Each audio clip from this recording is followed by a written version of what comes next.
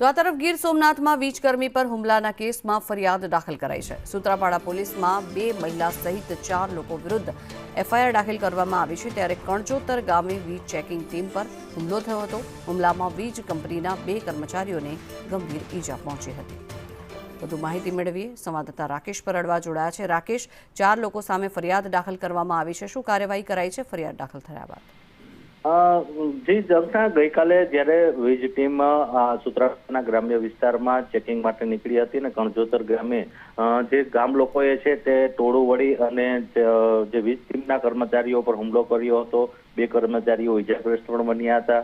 આ મામલે વીજ કર્મચારીઓની ફરિયાદના આધારે સૂત્રાપાડા પોલીસે 4 લોકો વિરુદ્ધ ગુનો દાખલ કર્યો છે, જેમાં ફરજ રૂકાવટ સહિતની કલમોનો ઉમેરો કરવામાં આવ્યો છે અને આ 4 વિરુદ્ધ કાયદેસરની કાર્યવાહી હાથ ધરવામાં આવી છે। જી આભાર રાકેશ સમગ્ર માહિતી બદલ।